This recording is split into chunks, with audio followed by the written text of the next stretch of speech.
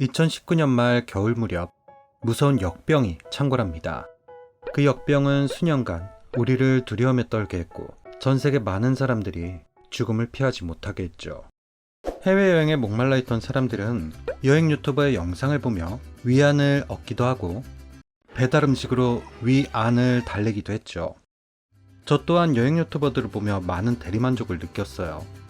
그 무서운 병이 어느 정도 잠잠해지면서 우리는 비행기를 타고 해외여행을 가기 시작합니다. 아, 좋겠다. 이렇게 먼 곳으로 빠르게 이동할 수 있는 교통수단, 비행기. 인류는 주로 땅에서 삶의 터전을 마련하고 생활해 왔습니다. 그렇다 보니 하늘을 난다는 것에 대한 욕망은 아주 오래전부터 있었을 거라 쉽게 생각할 수 있죠. 그렇다면 비행기는 언제 처음으로 만들어졌을까요?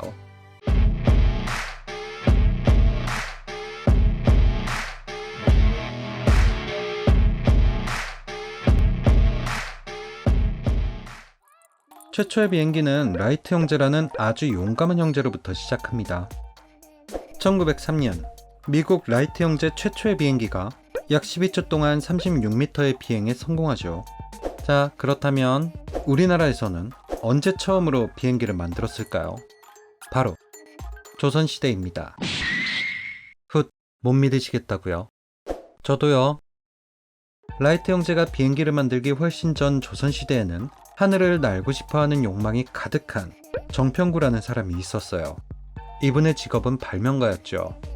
임진왜란 당시 목사 김시민의 휘하에서 화약을 다루는 임무를 맡기도 했고요. 이 조상님이 손재주가 좋고 특이한 물건을 많이 만들었기 때문에 평소에 괴짜라는 얘기를 들었을 정도였죠. 그러던 어느 날 1592년 4월 임진왜란이 발발합니다. 진주성이 외놈들에게 포위되어 그때 이 정평구라는 사람이 비거 혹은 비차라고 했는데 이 비거를 타고 진주성을 넘나들며 사람들을 구출하고 식량 보급까지 하게 됩니다. 훗, 판타지 같죠? 예, 저도 그래요. 또 이 비거를 이용해서 외놈들을 적잖이 괴롭히죠. 일본 역사서 외사기에 보면 날아다니는 물체 때문에 작전을 하는데 곤욕을 치루었다 라는 기록이 있어요. 조선 후기 실학자인 이규경의 오주연 문장 전산고 중에 비거 변증설 목차가 별도로 있었고 그 내용은 먼저 하나의 수레를 만들어 하늘을 나는 연처럼 깃과 날개를 달고 비거 속에서 풀무질을 하여 사람이 헤엄치는 것처럼 또는 자벌레가 굽혔다 폈다 하는 것처럼 움직여 규칙적으로 센 바람을 일으켜 바람과 기운을 내게 한다면 두 날개가 자연히 날아가는 형세를 짓는다.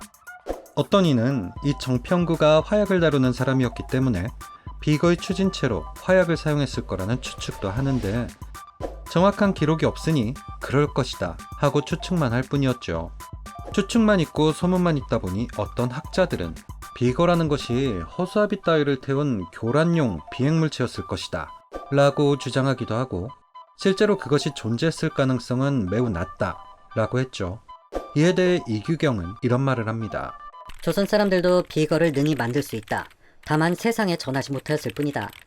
현재 우리나라에서 못 만드는 것은 세상을 다스리고 백성을 구제하려는 뜻이 부족하기 때문이다.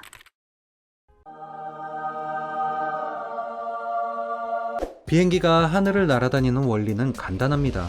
우리가 살고 있는 지구는 중력이 작용하고 있죠. 지구 중심에서 질량을 가진 모든 물체를 끌어당기는 힘이에요. 그 중력을 이기는 추진력과 물체의 양력을 형성할 수 있다면 비행기처럼 하늘을 날아다닐 수 있습니다. 자, 양력이 뭐냐면 그런 거 설명은 과학자들한테 떠넘기고 비거는 이 중력을 이겨낼 만한 어떤 추진력을 사용했을 거라고 추측을 해볼 수 있겠죠.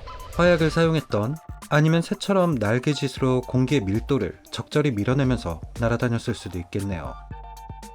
한편 정평구는 이 비거를 좀 더 보완하고 대량 생산을 하게 되면 외놈들 뿐만 아니라 당시 명나라도 우리나라를 쉽게 넘보지 못할 것이다 라는 생각에 비거를 사용해서 외놈들을 격퇴하고 국난을 평정하겠다 라는 상소문을 올립니다. 아주 좋은 의견이죠. 잊을만 하면 우리나라를 계속 침략하는 주변국들에게 대등하게 맞설 수 있는 기회예요. 그런데 당시 왕이었던 선조 선조. 왜 하필 선조였을까요? 문헌상으로만 본 비거를 믿지 못합니다.